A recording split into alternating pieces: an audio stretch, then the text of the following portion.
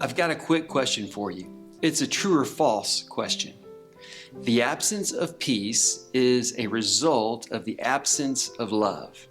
Is that true or false?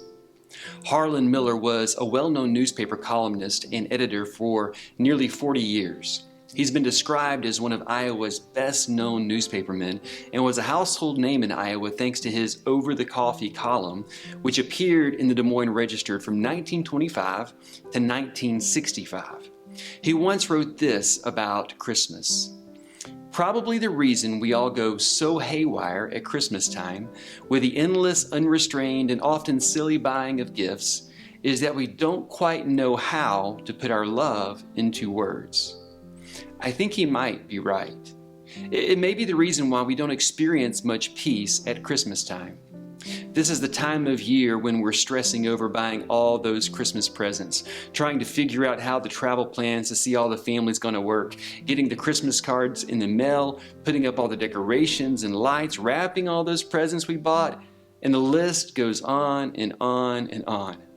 For many of us, when we think about Christmas, the word peace is the farthest thing from our minds.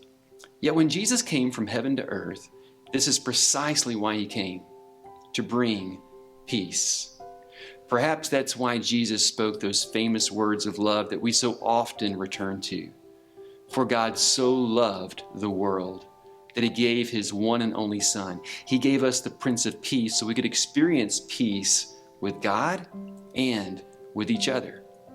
You see, there's a direct connection between love and peace, between the God who is love and the Prince of Peace, who was born in a manger and then demonstrated God's great love for us on the cross.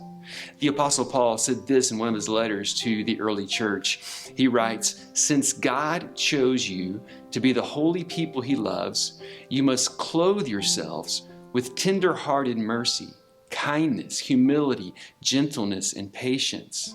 Make allowance for each other's faults and forgive anyone who offends you.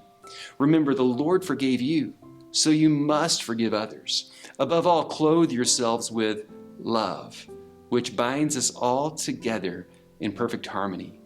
And let the peace that comes from Christ rule in your hearts. For as members of one body, you are called to live in peace and always be thankful." Did you hear that? Clothe yourselves in love, and let the peace that comes from Christ rule in your hearts. Maybe Harlan Miller was right.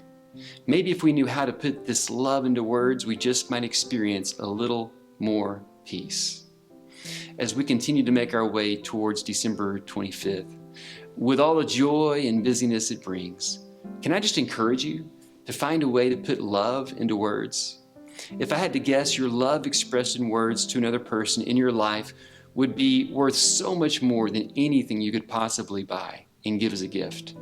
And if those words of love were spoken or written and given as a gift, the peace that comes from Christ, the peace that is Christ, would come to earth again. Merry Christmas. I pray this Christmas season is filled with words of love and a spirit of peace for you, your family, and friends.